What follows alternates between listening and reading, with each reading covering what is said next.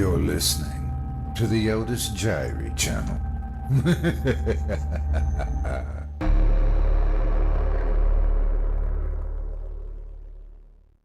Chapter 2. Interview. As Mark took the bus from Cambridge Station, he decided that once the interview was over, he would travel into the city center to visit his old college of St. John's. But first, the interview. Addenbrooke's Hospital swung into view as he peered through the bus window, and in the space of the next couple of minutes he stood staring at the multitude of windows which confronted him. He had prepared himself as to what not to say, which, in his opinion, was far more important than what he did say. His experience would stand him in good stead, with lots of references he had collected from the London hospitals and research departments he had worked in. A smart new gray suit provided the finishing touches. He had decided not to shave off his beard, as it just wasn't him without it. Besides, he had first grown it when his college won an important rugby match, despite the pouring rain. Once inside, he asked for directions at one of the numerous clinic desks, and a young blonde nurse insisted on taking him right to the very entrance to the department. He wasn't too sure he was ready for such an immediate entry. "Here we are," she announced. He thanked her, and with a quick glance at his watch, confirmed it was 10 to 11. He had taken note of the time at every clock he passed on his way through the corridors. He caught the attention of a passing nurse. "Could you please tell me where I might find Dr. Carlston, please?" he said.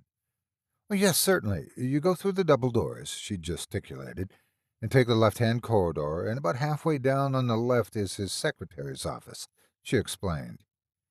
He made his way to the allotted door, labeled Miss Rogers.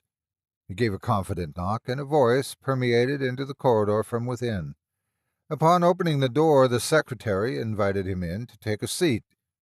Mark closed the door behind him and sat next to a smartly dressed older gentleman. "Are you here for the 11 o'clock?" Mark asked. "No," he replied hesitantly, obviously nervous. 11:30, it says in my letter." He produced the letter and stuck a finger under the stated time, as if to convince himself of the fact as much as Mark. All Mark was concerned about was that this other fellow wasn't before him if they were running a bit late with the interviews. He couldn't bear the thought of waiting longer than another 5 minutes, let alone another 30, or however long it would take. "Mr. Granger," came Miss Rogers' trained voice. Mark jerked to his feet. "Yes, thank you," he replied politely, trying to look calmer than he felt. Miss Rogers led him through her office and in through another door, which was Dr. Carlston's office. A man in a charcoal gray suit stood behind a desk with his arm outstretched. As Mark shook his hand firmly, Miss Rogers retired back into her office. "Good morning, Dr. Granger, is it not? Mark, I believe," he boomed. "Yes, it is. How do you do?" Very well," he repeated. "Do have a seat." Now, in situations like interviews, there are usually 2 seats to choose from, and Mark's quick mind knew it was a standard psychological trap, and that it mattered which seat he chose. He was certain of it. But with very little time to make a calculated decision, he sat on the nearest seat to where he stood. He thought that must have been correct, as it indicated a quick decision-maker, no hesitation there. "Oh, sorry about the chair," Carlston suddenly said. "The back's completely gone, or very nearly. Needs to go down to the workshop, you know. Sorry about that. Completely slipped my mind." Mark leapt to his feet and plunked himself down in the other seat, thinking, so much for psychology. "Well, Mark, why do you feel particularly suited for this position?" he inquired rather cryptically. Mark went sailing through all his experience and qualifications, trying to add subtle extra emphasis when a well-known department or person was mentioned. He was suddenly stopped mid-breath. Fine," repeated Carlston. "Now, how about accommodation? In the city, is it? Mark floundered and muttered something about it probably would be in the city, not daring to contradict.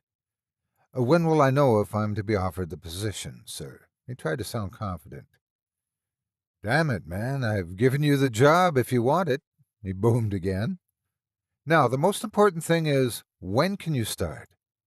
Oh, thank you. That's great, replied Mark, hardly believing his ears.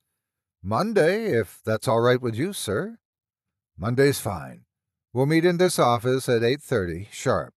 I'll show you around the place, and then you can get started. Unless you would like to have a look around now, before you definitely decide. You might not like the color scheme, he guffawed. No, that's fine. I'll see you the Monday, then. He was beginning to speak like him. What if he couldn't help unconsciously copying him? The way he repeats himself, Mark agonized. Well, thank you again, he said, making for the door. He opened it and closed it behind him, leaning on it with a feeling of utter relief. When he opened his eyes, he found himself face to face with Miss Rogers. Oh, sorry, this way, is it? He coughed and laughed, all at the same time, and headed for the way out. Everything okay? Did the interview go well? She inquired. Yes, thank you. Fine. I got the job.